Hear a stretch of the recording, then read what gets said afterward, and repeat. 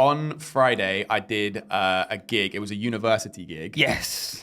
And it wasn't like an official university, like, you know, they've scouted it or something. It was put on by two of our closest friends in comedy, Bamf and Diesel.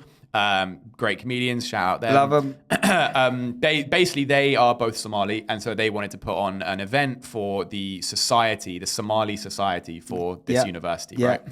And what could go wrong? What could go wrong, right? White guy, blue eyes. What could go wrong? Dark humor. Yeah. What could go wrong? When you said it to me, when you were like, I'll do it now, I was like, I'm worried for you. But you are very likable. When Diesel initially mentioned it to me, or one of them, Diesel or Bamf, one of them mentioned it to me, I was like, yeah, I'll do it. But I remember thinking, I was like, it's weird that you want to book me for this, because again, the demographic is not my target. But they love you, audience. they rate you. Yeah. And they were like, we think you're a great comic and we want to have you on because you're a good comic. And I was like, that's fine. But I was also thinking, like, and I'm, you know, flattered, but I was like, this is going to be Did you, what, 10 minutes? 15. Oh, yeah. 15. Dude, you have no idea what I'm about to say. Okay, go. I love that you're going now because just you have no idea. No, but I'm just thinking. I know you're 15. Yeah, I know most of it. Right, and I don't think that really transcends into that scene very well. So just. You have no idea. Yeah. So basically, I was like, yeah, cool, it's going to be sick. So it was planned like a month ago, whatever. I'm just picturing you getting chased out of the room by a big mob or something. I'm just picturing it. Get to the university, and we're meant to be in one lecture theatre, and then they're like, actually, we're going to put it in this lecture theatre. So I was like, okay, cool. We're all like, yeah, great. And there's a lecture theatre room, and then there's like a separate kind of classroom right next to it. And we were kind of using that classroom as like a green room. Right? Where is this, by the way? Queen Mary. Where is that, though? Where is that? Mile End. Okay, all right. Yeah. I thought it was nearer to here. But No, it was East London. So anyway, so there's like a little classroom next to it that we're kind of using as like a green room, and then there was the main lecture theatre, right?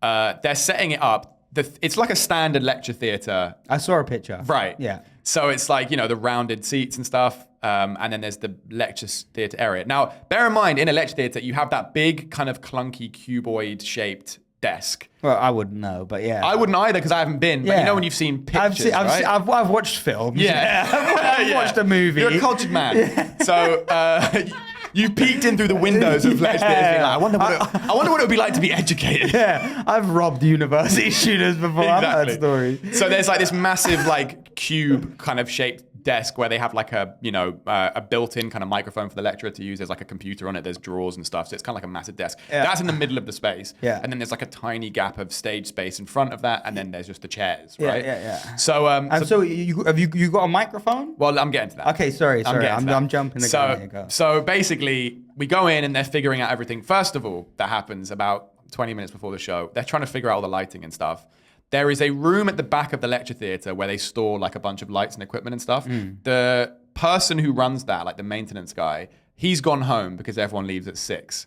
And the society doesn't have access to the room. So now we're making do with the room lights.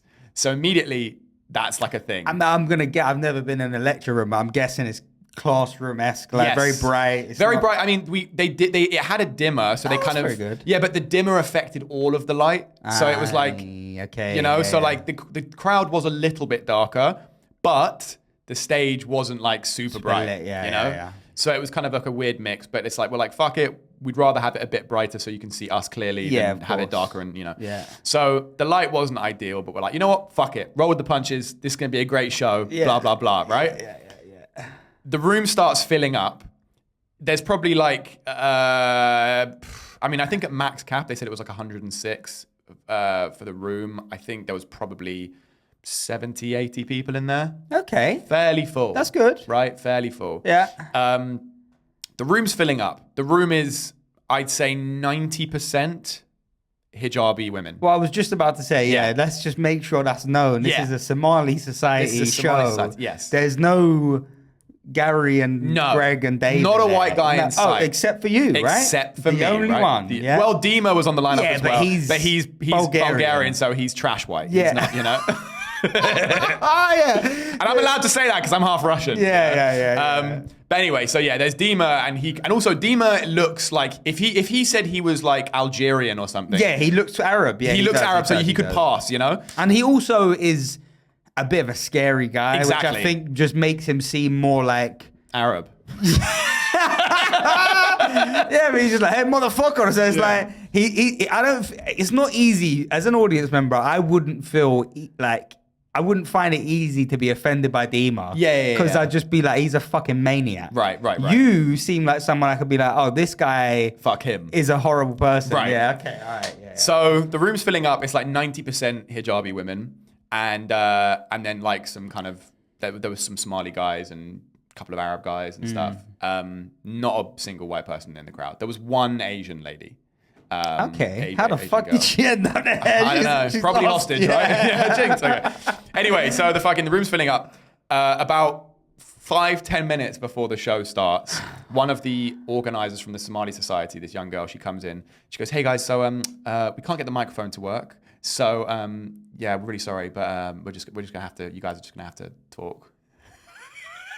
So you're basically now giving a lecture. You're a lecturer. I'm now a lecturer. You're the white guy standing in front of a bunch of hijabis, and you're going, this is what I think about this, and let me educate you. Exactly. You're basically... I'm a colonizer. Yeah. Okay. That's what I am in that moment. So we're like, oh, fuck, that's rough. But also, like, you know, jokes aside, as a comic, you know, that is awful because it means there's no mic, which means comedy relies a lot on, like, it's not... Someone said, I told Max that yesterday at the gig, and he was like, that's fine, I would love that. I was a theatre kid, I would love that. And I'm like, bro, I've done theatre too, but theatre's different because it's, you know, you're meant to be, This is comedy. You there has to be an element, like with the mic, if you're talking at the same level as them, you can't control the room as much. Because when they start talking, you can't be like, just dominate them with your voice. It's a power dynamic. 100%. Because at the end of the day, this is why the optimal comedy situation is, you're the lightest, they can't be seen. You're the loudest, and you're the highest. Yeah. You want to be And I'm a tall white guy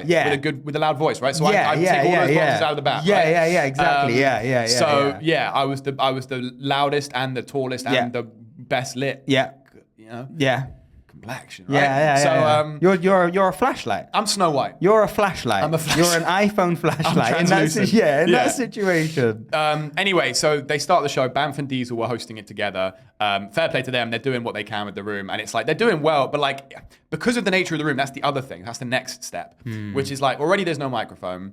So they're standing in front of this lecturing desk and they're kind of making it work. And they're doing their stuff, but because of the nature of the room, they're all very like shy, very conservative. No one's drinking, obviously. Yeah. And so when there are laughs, there's not like big thunderous laughs. It's like even when something does well, it's like a kind of there's titters. Because like, also Somali hijabi women, you're saying it's 90%. They're very respectful. They're very exactly. I knew a lot of Somali girls in my school, and they're very quiet. They're very timid. They're very lovely people. Yeah. They're not going to be like, that's a fucking blind. You know what I mean? They're not as they're not geezers. No, you need white people in the crowd. That's what I'm saying. You need a few Garys, or some Beckys. Yeah, some loud Beckys, white some cunt that shouts and screams. You need some rapturous laughter in there, and that's not. And some Jeromes and some Keishas. You need a few. You need a sprinkling. I think you need some scumbags in any crowd. That's what I'm saying. You need some. I don't know why when I said no, but I'm talking about Becky. I'm talking about Becky and Dave. But when I said Becky and Dave, you didn't say scumbags. No, the minute I said, let's get Jerome and Keisha in there. Let's give them some. And then you're like, let's get some fucking scumbags. I'm talking about Becky and Dave. Those are the scumbags. That's really not. Jerome and Keisha sound lovely. I'm saying we lovely need scumbags. I bet, right? Jesus, man. I'm saying you need some salt of the earth people. Yeah. You need your. Black people are salt. They should be putting salt on the earth. Is that like a reference to cotton pick? What? That's really. Hey, can I just say you just fucked up there because you had me, but the fact that you just brought up the cotton picking, flipped the onus back onto you. Wait, so you want to throw away something that was such an important part of history? You're reaching. So you want to pretend that never happened? Do you rather white out the history? Listen, man, look, you're digging yourself a hole. Let me get back to the story. So Barney. I'm sorry about him. Barney. So Barney, keep that shit in as a lesson to this guy. So. Okay, anyway, the point is, it's 90% hijabi women. They're all so lovely. They're all very smiley. But again, it's not like big raucous laughter, right? So even when Banff and Dees were doing it's like the room's not thundering out, right? Of course, yeah. But anyway, so they're doing well. They're bringing the energy up. They're doing a couple like sketchy bits, and they're doing material, and they're doing some crowd work and stuff. And like they're funny. They're great comics. So they're doing what they're doing. Yeah. And they're in their element. And they're in their element. It's their community. They're Plus, a lot of the kill. people in the crowd knew who they were because they've got a bit of a social following. So like that, was great. So they were really layup for them. Layup for them. Yeah. So they were doing great. But again, they're doing great for the room. Yeah. You know, of course. Like I've seen them when they're in a proper room, like just murder. Yeah. But like this wasn't a murdering room. Yeah. So they're doing their bit anyway.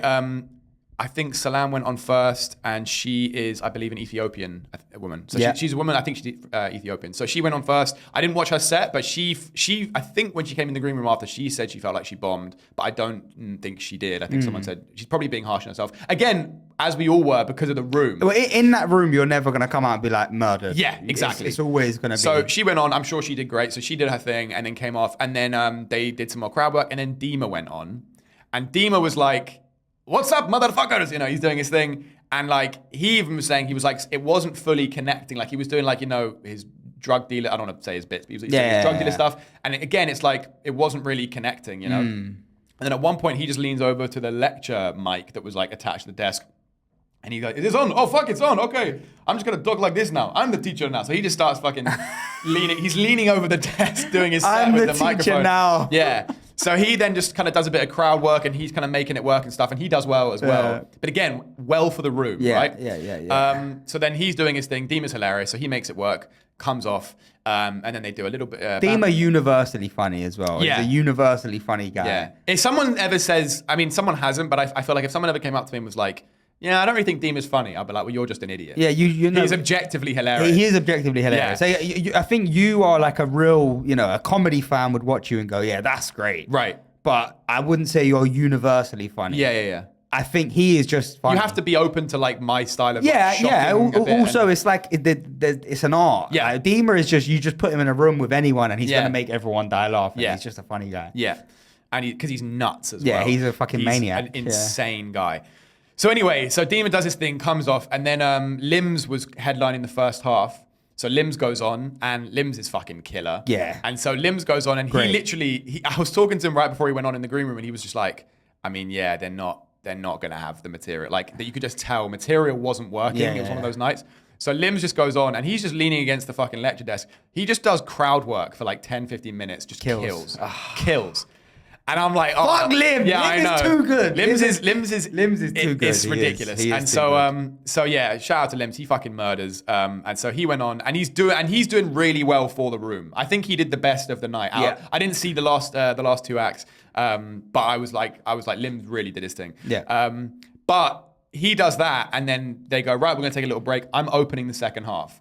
But now I'm like, oh, fuck. You're opening the second half. I'm opening the second half. Okay. And I'm like, fuck, Limbs has done all the crowd work. Yeah. Like, he was doing it for like 10, 15 minutes, and he was tackling like bare people throughout the whole crowd, and he was doing really well with it. So I'm like, there's only like, crowd work is kind of like a well, There's only You can't keep going back. You can't keep going from that. Eventually the water in the well is dried up and Yeah. it's been taken. I can't now go back to this guy and be like, "Oh, so what are you studying?" They'll be like, "Dude, the last guy I was talking about." Yeah. So I also feel like you, as the only white guy coming out and like just fucking going to all these Somali people, is like it could be great. Yeah. I have no doubt that you would do well, but it's a bit of I feel like a minefield. It's a minefield. Yeah. It's very easy for you to say something and them to go, "Oh, fuck this guy. Right. He's a piece of shit." Yeah. So Limbs does really well. They go, "Right, we're gonna take a little 10-minute break, whatever, second half." So I'm now like, okay, I'm kind of like, I was kind of bricking it a bit, mainly because it wasn't because of the gig in terms of, oh fuck, I'm scared about if these people don't like me or if I bomb. I was more like, because it's being run by two of my closest friends, I'm like, I don't want to let them down. I don't want it to be a bad show. You don't want to bring the vibe down. I don't want to bring the vibe down. So I was more like feeling conscious of that. Yeah. And Diesel gave me a couple of lines. He was like, "Yo, you should say this to the Somali crowd. Like this, I reckon this could kill." But it was quite bold. So I was like, "Oh fuck!" So now I'm getting scared about saying that. Also, right before I went on stage, 4 kind of goonish-looking guys walked in and sat in the front row, and I think one of them looked Mali, one of them looked Arab, maybe. But I'm like, "Oh shit! If I now say this line and it backfires, they could rush me." Yeah. And I remember thinking to myself, I remember in my head, I didn't even say this. I remember thinking in my head, okay, If I say this line and for whatever reason they rush me, I'm like, right, okay, Dima's standing there, Limbs is standing there. Yeah, bro, you got Dima. Bamf and Diesel. Good, man. I got Dima. Yeah. So, you know. But anyway, so I go I've had that exact same situation as well. There was a group at the back. And one of his friends was like, oh, you have to say this, ask him about this, some kind of situation in his life. I was like, cool, I'm going to get him. Yeah. As soon as I go to say it to him, 5 of his boys walk in, they're like proper fucking road man. Here we go. But I did it and it was okay. Nice. But yeah, I know the feeling. Scary. Yeah. And because it was edgy as well. So basically, Diesel brings me on and he sometimes does this. He was like, this next guy is a very good friend of mine. He's half English, half Russian. So like, welcome. And I'm like, I've said to him before, I'm like, don't say half Russian because then they're expecting, I have connotations in their head and I don't want them to have connotations about me. You're going to come out and be like, hello, fuck you. Yeah, or like I'm going to come out and, you know, start a war or something. You know? But he mentions it sometimes. So he said that. So I'm like, right. So I was like, okay, fuck it. So I went out on stage and I was like, hello, good to be here. Are you guys having a good time? And everyone was like, yeah. And I was like, good. It's important to know that I don't actually speak like that. That's not my real voice. That got a big laugh. Yeah, that's good. So that did well. And I was like, cool. And then I was like, fuck it, in for a penny, I'll do the fucking Somali thing, innit? And so the line Diesel gave me to say is he basically said, I went on and I said, I can't lie, I'm not Muslim, but looking at a lot of the sisters in here, I might have to revert, you know? That got a big like, ah! You know, they were like, ah! You know, so that kind of got him a little bit. That did well.